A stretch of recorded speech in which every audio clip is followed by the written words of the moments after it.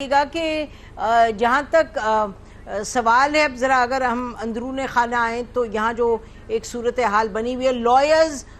نے کل اپنی کنونشن میں اناؤنسمنٹ کی اور اب کل وہ سٹرائک کرنے جا رہے ہیں پورے پاکستان میں، تو اس کے بارے میں آپ کیا کہیں گے؟ ان کی جو ڈیمانڈ ہے 90 دن کی plus the strike it self. دیکھیں، اب سارے وکلاء تو شاید اس سٹرائک میں نہ ہوں، لیکن وکلاء کی یہ ایک باڈیز ہیں، جو کچھ چند باڈیز ہیں جو اس سٹرائک کا حصہ ہیں، اور ان کا یہ نیریٹو ہے، that is not related to اس۔ یہ الیکشن کمیشن ہے جنہوں نے یہ ڈیسائیڈ کرنا ہے، اور پاکستان کی پارلیمنٹ کو جب ہم کہتے ہیں کہ پارلیمنٹ سپریم ہے، تو پارلیمنٹ جب سپریم ہے تو یہ پاکستان کی پارلیمنٹ نے یہ اختیار الیکشن کمیشن کو دیا ہے کہ آپ پہلے حلقہ بندیاں کر لیں، اور حلقہ بندیاں کرنے کے بعد پھر الیکشنز کریں، اور دونوں چیزیں کانسٹیٹیوشنل ہیں۔ آپ کا ایک کنسنسس ڈیولپ ہوا جس میں پاکستان پیپلز پارٹی کے چیف منسٹر سندھ تھے، جس میں JUI کے گورنر تھے، اور اسی طرح سارے لوگوں کو اس وقت کے پرائم منسٹر نے آن بورڈ لیا ہے، اور آن بورڈ لینے کے بعد کنسنسس کے ساتھ الیکشن کمیشن کو یہ اختیار دیے کہ آپ یہ دو کانسٹیٹیوشنل کام کریں، پہلے ڈیلیمیٹیشنز کریں اور اس کے بعد پھر الیکشنز کرائیں۔ تو یہ کوئی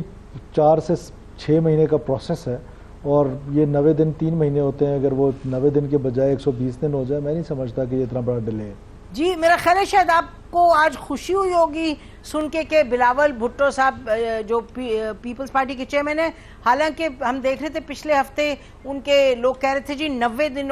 دنوں میں، تو آج بلاول بھٹو صاحب نے یہ کہا کہ اچھا جی 90 دن میں ہو تو 110 سے 120 دن میں ہوں، لیکن ہو جائیں۔ تو میرا خیال ہے کہ ہی از closer now to the position جو آپ لوگوں کی ہے۔ نہیں، ہماری پوزیشن نہیں ہے، we don't have any wish list۔ ہماری پوزیشن نہیں ہے، یہ میرا مطلب گورنمنٹ میں تو آپ ہیں، آپ نے بھی خود ہی فرمایا نا کہ 120 دن ہو جائیں تو کیا ہو۔ جی، تو دیکھیں بات اتنی ہے کہ یہ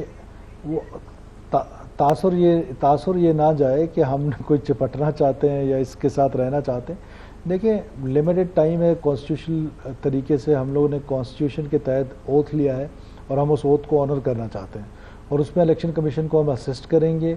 بلاول صاحب کا سٹیٹمنٹ میں نے نہیں سنا کیونکہ پورا دن میں بزی رہا، آپ بتا رہی ہیں، تو ٹھیک ہے، یہ وائز سٹیٹمنٹ ہے ان کا، اور یہ اس کو میں جس طرح بلاول صاحب کہہ رہے ہیں، میں اس کو ڈیلے نہیں سمجھتا ہوں، کہ اگر کانسٹیٹیوشنلی دیکھیں، جب ہم فیئر گیم کی بات کرتے ہیں یا فری اینڈ امپارشل الیکشنز کی بات کرتے ہیں، تو فیئر پلے کے لیے ڈی لیمیٹیشنز کا ہونا بھی ضروری ہے، تاکہ جو سیٹیں ہیں وہ جس بنیاد پر آبادی کی بنیاد پہ کانسٹیٹیوشن نے کہا ہے تو اسی بنیاد پہ تقسیم ہو جائے، اس کے بعد پھر الیکشنز کرا لیں، اس پہ حرجی کیا ہے۔ ٹھیک، اچھا، یہ تھوڑا سا اگر اس معاملے پہ آئیں جو چودھری پرویز الہی صاحب کا معاملہ ہے، اور ہم اس پہ بار بار کافی تفصیل سامنے آ رہی کہ جی انہوں نے ادھر بھی کرپشن کی، ادھر بھی کی، ادھر بھی، تو تھوڑا سا یہ فرما دیجئے گا کہ لگتا یوں ہے جو کہ پاسٹ میں رہا ہے، خاص طور پہ 9 مئی کے بعد، اس سے پہلے بھی، کہ اگر یہ آج پریس کانفرنس کر دیں پرویز الہی صاحب، تو پھر یہ جو ان کے خلاف ایویڈنس پہ ایویڈنس ہے، لگتا ہے کہ وہ پھر ان کی ڈرائی کلیننگ ہو جائے گی پریس کانفرنس کے بعد۔ یہ ٹرینڈ رہا ہے، تو آپ بتا دیجئے گا کہ will it be different this time? دیکھیں، مجھے نہیں پتا آپ کس پریس کانفرنس کی ذکر کر رہی ہے، لیکن ہمارے ہاں تو ابھی تک کوئی پریس کانفرنس نہیں ہے، آپ کی نہیں، لیکن یہ ہے کہ چودھری پرویز الہی صاحب، گزارش سن،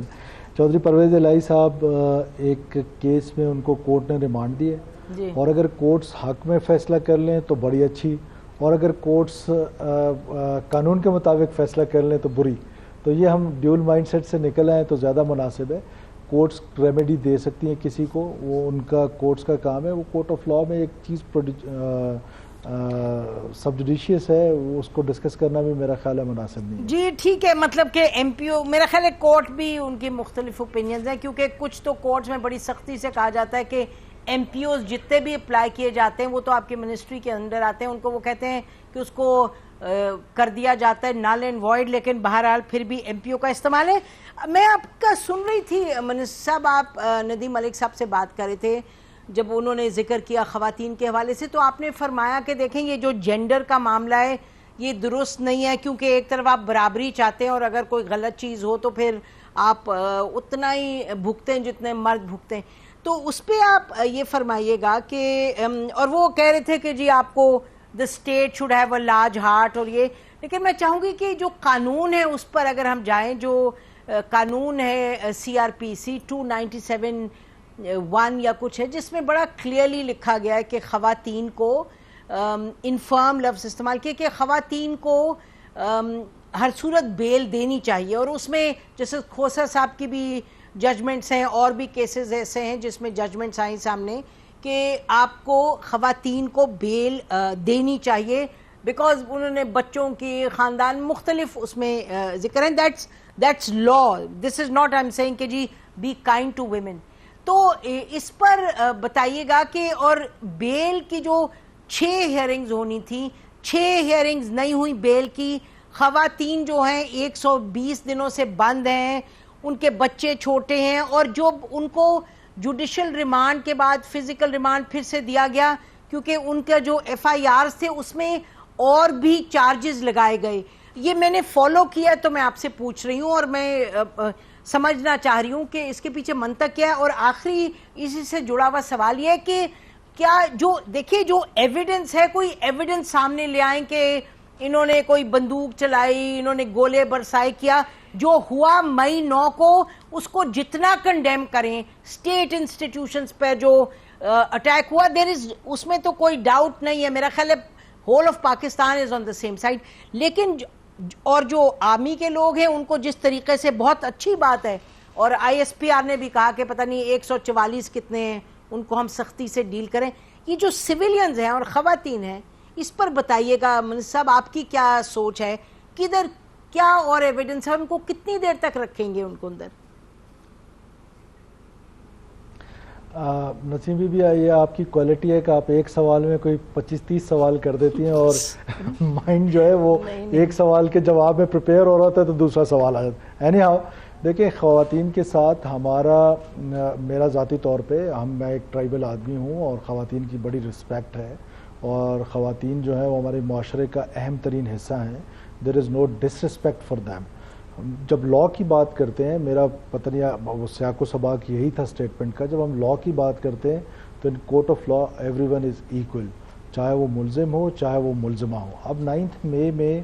جو کام ہوا, ایک آرگنائزڈ پولیٹیکل وائلنس انٹروڈیوس کیا گیا, اور ایک آرگنائزڈ ایک سازش کے تحت خواتین کو استعمال کیا گیا, تو اس کے خلاف عدالتیں اپنا کام کر رہی ہیں. اب یہ کورٹس کا کام ہے,